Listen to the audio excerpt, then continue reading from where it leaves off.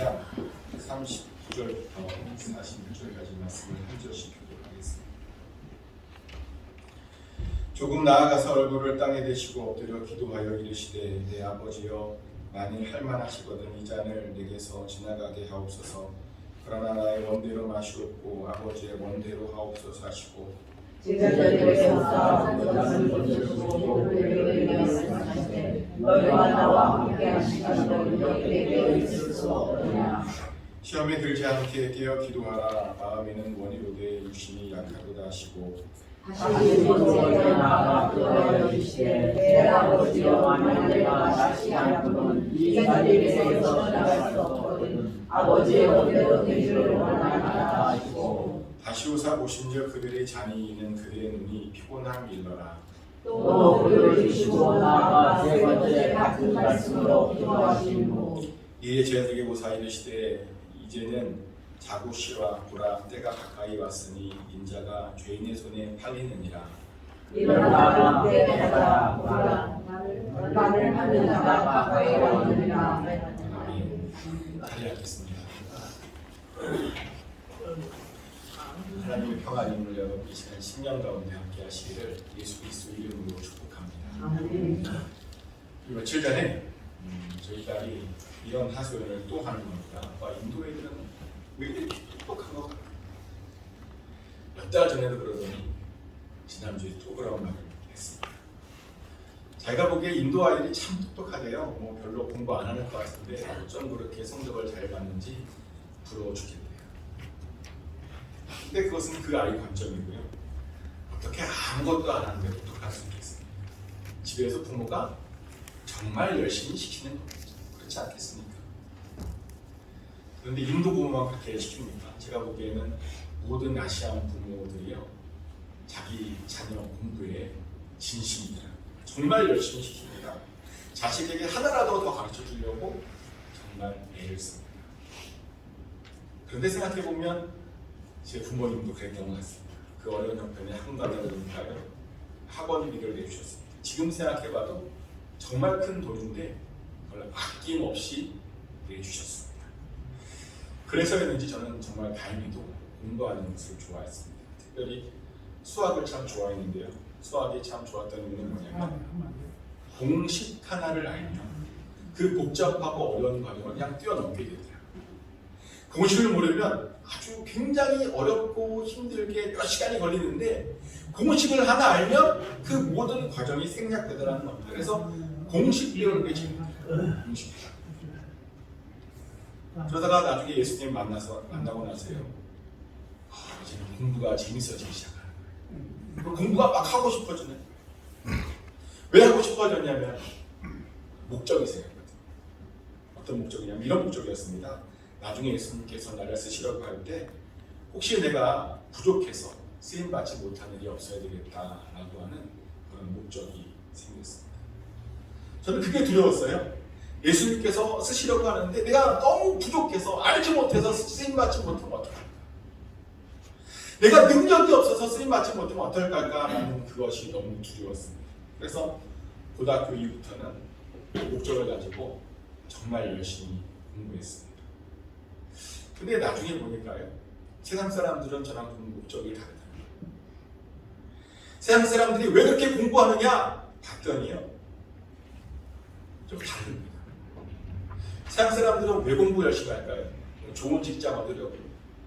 어떤 교실에 그 분은 그거래요. 공부 열심히 해야 멋있는 남편, 멋있는 이쁜 아내 얻는다. 그러려고 공부하는 겁니까? 물론 그것도 있지만 사람들이 왜 세상 사람들이 공부 열심히 하냐면 내가 쉬고 싶을 때 쉬고 내가 일하고 싶을 때 일하고 싶어서 공부를 하는 것이랍니다. 만약 내가 공부를 열심히 하지 않으면 내가 쉬고 싶을 때 일해야 되고 나는 일하고 싶은데 강제로 쉬어야 된답니다. 내가 살고 싶은 대로 인생을 사는 것이 아니라 남이 시키는 대로 인생을 살게 되는 것이랍니다. 그래서 열심히 공부를 한다 라고 세상 사람들은 이야기합니다.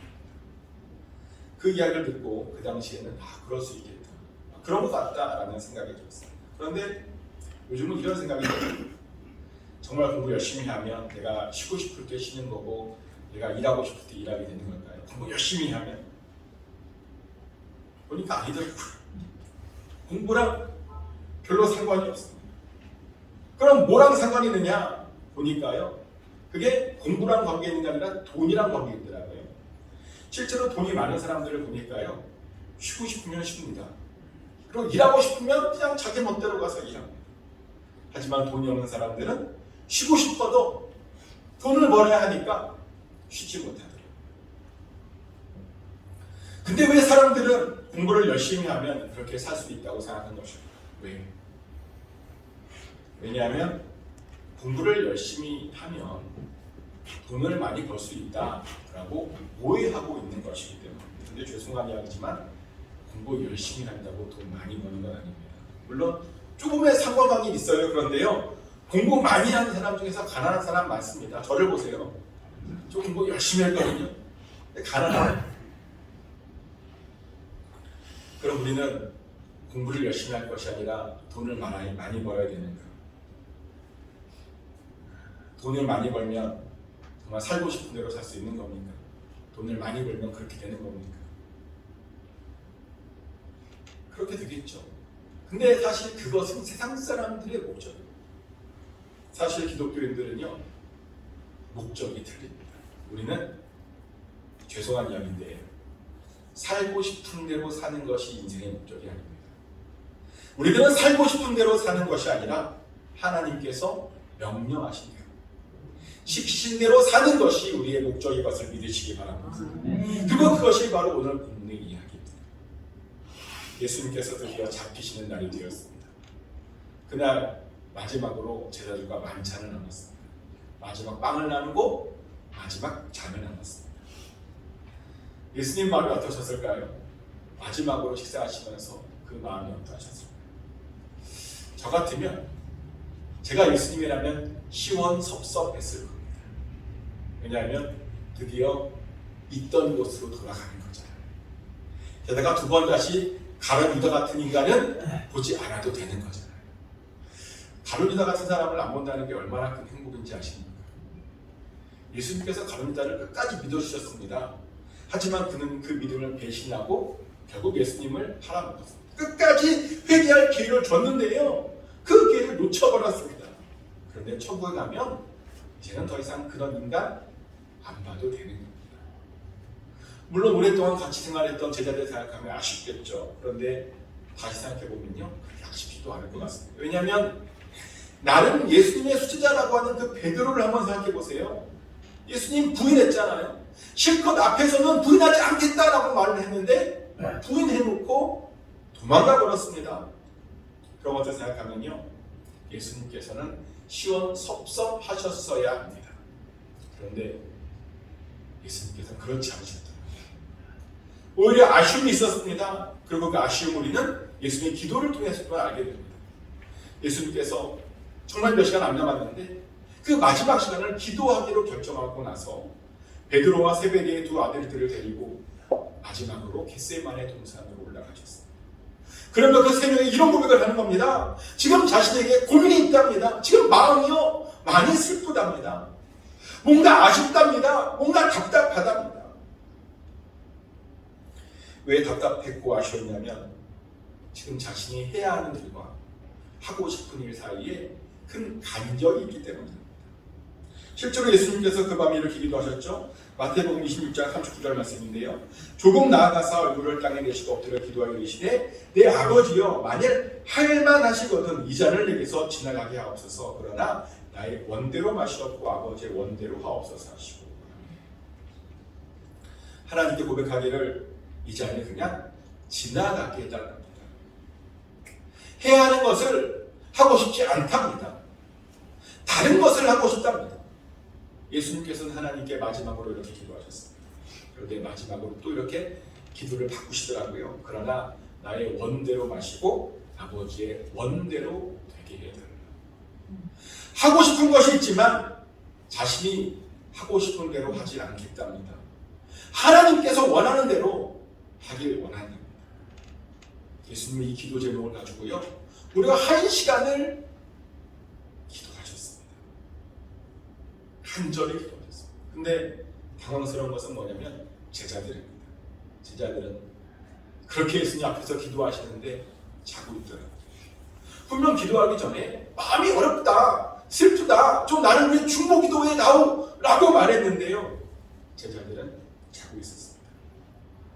얼마나 배신감이 들었을까요? 얼마나 배신감이 들었더니 답답했더니 예수님께서 베드로에게 이런 말을 해요. 너희가 나와 1시간도 깨어 있을 수 없더니. 그런데 베드로도 그렇고 다른 두 제자들도 그렇고요, 깨어 있지 않았습니다. 자버렸습니다. 왜냐하면 그들은 해야 하는 일이 아니라 하고 싶은 일을 선택하는 자들입니다. 예수님과 다르게 하고 싶은 일을 했다는 겁니다. 중보기도보다 자는 것을 선택했다는 겁니다. 하지만 예수님은 그들과 다르게 하고 싶은 일보다 해야 하는 일을 선택했습니다. 모든 인류를 위해서 하나님의 뜻대로 십자가를 지기로 결정하신 겁니다. 우리의 죄를 위해서 죽으시기로 결정하신 것입니다. 저는 이런 상상을 해봅니다. 만약 예수님께서 해야 하는 일이 아닌 하고 싶은 일을 선택했다면 어떻게 하셨을까요? 예수님께서 이렇게 기도했다면 하나님 부족한 이런 제자들을 보세요. 자고 있습니다. 아무것도 아직 모릅니다. 할 일이 너무 많습니다. 지금 죽으면 안 됩니다. 저는 조금 더 있어야 됩니다. 그리고 십자가 말고 좀 다른 방법 없습니까? 죽지 않고 구하는 방법 없습니까? 라고 기도했다면 어떻게 되었을까요? 그러면 아마도 예수님은 하나님의 아들로 인정받지도 못했을 것이고 많은 사람들, 우리들을 구원할 수 없었을 것입니다. 그래서 그것을 잘 알고 있었던 예수님은 결국 하고 싶은 것이 아니라 해야 할 일을 선택했다는 겁니다. 그래서 마침내 우리들을 구원하셨다는 겁니다. 근데 우리도 그래야 합니다. 우리도 예수님처럼 하고 싶은 것이 아니라 해야 할 일들을 선택해야 합니다. 내가 원하는 삶이 아니라 하나님께서 원하시는 삶을 선택해야 합니다. 그럼 하나님께서 원하시는 것은 뭘까요? 우리는 어떻게 살아야 합니다. 그것을 알려면요, 우리는 하나님께서 왜 나를 구원하셨는지에 대한 그 이유를 알아야 됩니다. 여러분들은 하나님께서 왜 여러분들을 구원하셨다고 생각하십니까? 왜 우리를 이곳에 불러보셨습니까?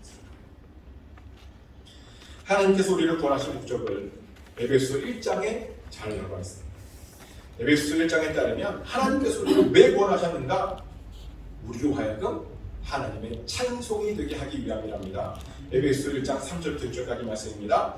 찬송하리로다 하나님 곧 우리 주 예수 그리스도의 아버지께서 그리스도 안에서 하늘에 속한 모든 신령한 복을 우리에게 주시되 곧 창세전에 그리스도 안에서 우리를 택하사 우리로 사랑 안에서 그 앞에 거룩하고 흠이 없게 하시려고 그 기쁘신 뜻대로 우리를 예정하사 예수 그리스도로 말미암아 자기의 아들들이 되게 하셨으니 이는 그가 사랑하신 자 안에서 우리에게 거저 주시는 바 그의 은혜의 영광을 찬송하게 하려는 것이라. 우리는 그리스도 안에서 하늘에 속한 신령한 복을 모두 받은 자들이라. 우리에게 그 복을 주시려고 창세전부터 우리를 선택하셨답니다. 우리가 그 안에서 흠이 없게 만들기 원하신답니다. 그래서 우리를 예정하셔서 하나님의 자녀 삼아 주신 것이랍니다. 그래서 우리들은요, 그 거저받은 은혜를 위해서 하나님의 찬송이 되어야 한다. 이것이 바로 우리를 구원하신 이유랍니다. 찬송이 된다. 그럼 우리는 어떻게 하나님을 찬송합니까? 예배 시간에 나와서 찬송하기만 하면 될까요? 아니죠. 찬송은 그런 것이 아님을 또 알게 되는데요. 에베소 1장을 더 읽어보면 알 수 있습니다. 바울은 우리가 왜 구원받았는지를 설명하고 나서 우리를 위해서 이렇게 중보기도 합니다. 에베소 1장 17절부터 19절까지 말씀인데요. 우리 주 예수 그리스도의 하나님 영광의 아버지께서 지혜와 계시의 영을 너희에게 주사 하나님을 알게 하시고 너희 마음의 눈을 밝히사 그의 부르심의 소망이 무엇이며 성도 안에서 그의 지극히 영광의 풍성함이 무엇이며 그의 힘의 위력으로 역사심을 따라 믿는 우리에게 베푸신 능력의 지극히 크심이 어떠한 것을 너희로 알게 하시기를 구하노라. 방금 읽어드린 말씀 속에는 같은 동사가 두 번 나옵니다. 어떤 동사냐면 바로 알아야 한다 라는 동사입니다. 즉 바울은요, 찬송이 된다라고 말을 해놓고 뭐라고 중보하냐면 우리가 하나님을 알아야 된답니다. 우리가 지혜와 계시 영을 통해서 하나님을 알아야 된답니다. 마음의 눈을 밝혀서 그 부르심의 소망이 무엇인지를 알아야 된답니다. 성도 안에서 그 기업의 영광의 풍성함이 어떠한지를 알아야 된답니다. 우리에게 베푸신 그 능력의 지극히 크심이 어떠한지를 우리가 알아야 된다. 바울은 이렇게요. 우리가 하나님께 합당한 찬송을 올리기 위해서 하나님을 알고 그 부르심의 소망과 그 기업의 영광의 풍성하심과 하나님의 능력을 알아야 된다라고 이야기합니다. 네, 맞습니다. 우리는요 하나님과 소망과 영광과 그 능력을 알아야 합니다. 그것이 우리가 찬송을 통해서 하나님께 마땅히 해야 하는 일입니다. 하지만 많은 사람들이 하나님 아는 것에 대해서 별로 관심이 없습니다. 하나님 아는 것보다요 돈 버는 것에 관심이 있습니다. 인생 편하게 사는 것, 인생 쉽게 사는 것에 관심이 있습니다. 누가 돈을 쉽게 벌었다고 하면 열광하며 그 방법을 알고자 합니다. 누가 돈 쉽게 성공했다고 하면 열광하며 그 방법을 또 알려고 합니다. 그래서 제일 많이 팔리는 책이 부자 되는 법이랍니다. 유튜브에서 제일 인기 있는 채널이 뭐냐? 돈을 버는 법. 주식 채널이랍니다. 제일 인기 있는 채널. 그런데 죄송하지만 그렇게 살면 안 됩니다. 살고 싶은 대로, 욕심대로, 하고 싶은 대로 살면 안 됩니다. 우리는 그렇게 하지 말고 하나님에 대해서 잘 알아야 됩니다. 지혜와 계시의 정신을 통해 하나님에 대해서 잘 알아야 됩니다. 하나님 아는 일을 하며 살아가야 한다는 것입니다. 그럼 우리는 무엇을 해야 하나님을 더 잘 알 수 있게 될까요? 여러분 생각에는 우리가 어떻게 하면 하나님을 더 잘 알 수 있을 것 같으십니까? 무엇을 해요? 하나님을 아는 방법은 사실 한 가지입니다. 하나님과요 시간을 많이 보내시면 됩니다. 연애할 때를 한번 생각해 보세요. 상대방을 알 때 뭘 하셨습니까? 자주 만나시지 않으셨습니까? 혹시 만나지 않고 연애하시는 분 계십니까? 없죠. 자주 만나서 같이 시간 보내고 많은 이야기를 나눠야 합니다. 그리고 뭔가를 같이 하며 우리는 그 사람을 알게 됩니다. 그런데 하나님 아는 방법도 마찬가지입니다. 하나님 알려면요 하나님과 많은 시간을 보내야 함을 믿으시기 바랍니다. 네. 이렇게 이야기하면 어떤 분들은 꼭 또 이런 얘기를 해요. 하나님께서 항상 내 옆에 계시는데 뭘 또 만나라 그러냐고. 하나님 내 옆에 계신다고. 물론 하나님께서 우리 옆에 계시는 거 맞습니다. 우리 옆에 계셔서 우리를 인도하여 주시고 우리를 보호하여 주시고 우리를 지켜주십니다. 아멘. 네. 그런데요 죄송한 이야기지만 하나님 옆에 있는 게 하나님과 함께 하는 게 아닙니다. 옆에 있다고 함께 시간을 보내는 게 아니더라고요. 저희 아내는 거의 제 옆에 있어요. 저는 방에서 묵상하고 말씀 준비하고 교회 일들을 준비합니다. 근데 아내는요 부엌과 마루에서 살림을 하고 음식을 준비하고 청소를 합니다. 이렇게 한 집에서 옆에 있습니다. 근데 옆에 있다고요 같이 시간을 보내는 게 아닙니다. 왜냐하면 서로 같이 있지만 뭔가 같이 하는 게 아니잖아요. 서로 알기 위해서 뭔가를 하는 게 아니거든요. 마찬가지입니다. 하나님께서도 옆에 계시는 거 맞습니다. 그런가요? 그것만으로 우리가 저절로 하나님을 알게 되는 것이 아닙니다. 하나님을 알려면요 하나님과 시간을 같이 보내야 하는 겁니다. 하나님과 뭔가를 같이 해야 하는 겁니다. 그래서 많은 사람들이요 하나님 알려고 일부러 자신의 시간을 떼어서 하나님께 드리는 사람들이 많습니다. 우리가 수입의 11조를 드리잖아요. 그것처럼 시간의 11조를 딱 정해서 이 시간만큼은 어떻게든 하나님과 같이 보내겠다라고 하는 그런 사람들이 많습니다. 하루 24시간 중에 잠자는 시간, 먹는 시간 빼면 대충 12시간 정도 되잖아요. 그래서 10분에 나눠서 1.2시간 정도를 하나님과 보내려고 하는 사람들이 많습니다. 그러면 그 시간 동안 성경을 읽습니다. 그 시간 동안 기도를 합니다. 그 시간 동안 찬양을 부르거나 아니면 찬양을 듣습니다. 또 그 시간 동안에 신앙서적을 읽거나 신앙과 관련된 동영상을 봅니다. 우리는 그렇게 하나님을 알기 위해서 시간을 보내야 합니다. 하지만 많은 사람들이 그런 시간을 아까워합니다. 하나님과 보내는 시간을 아까워하더라니까요. 그리고 어렵답니다. 성경 보는 게 어렵다. 기도하는 게 힘들답니다. 찬양을 어떻게 불러야 되는지 모르겠답니다. 어떤 책을 읽고 무엇을 봐야 하는지 모르겠답니다. 그런데 그만. 여러분 어떠세요? 혹시 성경 보고 기도하는 시간이 아까우십니까? 너무 아까워서 도저히 시간을 못 내계시겠습니까? 만약 그렇다면 그런 분들은 천국 가면 큰일 납니다. 왜냐하면 우리가 천국 가면요, 하루 왼종일 하나님 말씀 듣고 찬양하고 예배할 거거든요. 천국 가면 항상 하나님 말씀 들을 겁니다.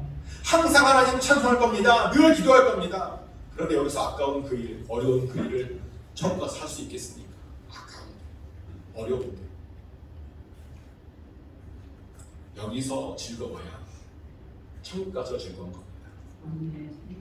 그리고 사실 말씀 보고 기도하고 찬송하는 일은요, 즐거운 일입니다. 아멘? 왜냐하면 그렇게 하면 힘이 나요.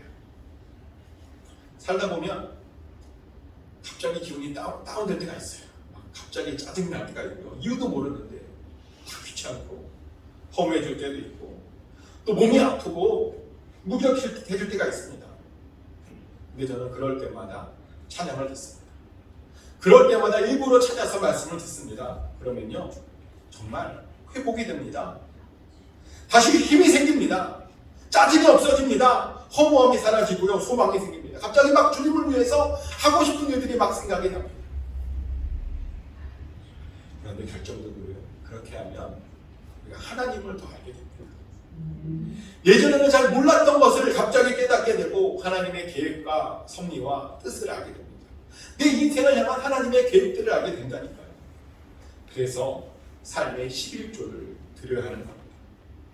시간의 11조를 드려야 하는 겁니다. 저는 장담하건대요, 삶의 11조를 드리는 사람들은 반드시 성공할 줄 믿습니다. 그리고 당연히 성공합니다. 생각해보세요. 매일 조금씩 하나님을 알게 되는 그 사람이 어떻게 실패할 수 있겠습니까? 매일 조금씩 하나님으로부터 인도함을 받은 사람이 어떻게 딴짓을 하며 잘못될 수 있겠습니까? 절대로 실패할 리가 없습니다. 그래서 하나님을 알기 위해서 뭔가 해보라는 겁니다. 여러분, 육신이 원하는 것 말고 하나님께서 원하시는 것을 해보라는 겁니다. 그리고 우리가 그렇게 해야 되는 이유가 또 있습니다. 우리가요, 하나님께서 원하시는 것을 하면 다른 사람들에게 복을 줄 수 있습니다. 예수님이 그러셨잖아요. 예수님 십자가 지고 싶지 않으셨습니다. 그 잔이 그냥 지나가기를 원하셨습니다. 하지만 그럼에도 불구하고 하나님 뜻대로 행하셨습니다. 왜냐하면 십자가를 져야 사람들을 구원할 수 있기 때문입니다. 십자가를 져야 모든 사람들의 죄가 사함받을 수 있기 때문입니다. 그런데 우리가 하나님을 알 때도 그런 일이 일어납니다. 우리가 하나님을 알게 되면 우리 주변이 바뀝니다. 하나님을 알지 못했던 사람들이 하나님을 알게 됩니다. 하나님을 모르던 사람들이 하나님을 알고 싶어 합니다. 그래서 결국 그들도 구원받게 됩니다. 예수님처럼 예수님을 닮아서 다른 사람들을 구원할 수 있게 된다는 것입니다. 하지만 우리가 하나님을 알지 못한다면 우리 주변 사람들이 하나님을 알 수가 없습니다. 우리가 하나님을 제대로 알지 못하면 우리 주변 사람들도요, 전혀 구원받지 못합니다. 구원은커녕 실족하게 되고 하나님을 떠나가게 됩니다. 가끔 보면 이런 분들이 있습니다. 주변 사람들을 실족시키는 사람들, 주변 사람들로 하여금 하나님을 믿고 싶지 않게 만드는 그런 사람들. 그런데 왜 자꾸만 그런 짓을 하는가? 하나님을 제대로 알지 못하기 때문입니다. 하나님을 아는 일에 시간을 쓰지 않기 때문입니다. 하나님에 대해 관심이 없기 때문입니다. 여러분 주변 사람들은 어떠신 것 같으십니까? 여러분 때문에 신앙이 점점 좋아지고 계십니까? 만약 그렇다면 잘 살고 계신 겁니다. 그런데 만약 여러분 때문에 신앙이 점점 안 좋아지고 계신다면 지금 뭔가 잘못된 겁니다. 하나님께서 원하시는 삶이 아니라 지금 현재 내가 원하는 삶을 살고 있는 겁니다. 우리는 어떠한 일이 있어도 내가 원하는 삶을 살아서는 안 됩니다. 여러분, 살고 싶은 대로 살면 안 됩니다. 편한 대로 살면 안 됩니다. 하나님께서 살라고 하는 대로 살아야 합니다. 그것이 바로 예수님께서 마지막으로 기도하시면서 우리에게 보여주신 그 모습입니다. 하나님 뜻대로 사십시오. 하나님 많이 하십시오. 그래서 하나님과 더 가까워지십시오. 그래서 여러분들도 구원하고 여러분 주변 사람도 구원하는 그런 복된 삶을 사시길 예수 그리스도 이름으로 축복합니다. 다 같이 기도하겠습니다.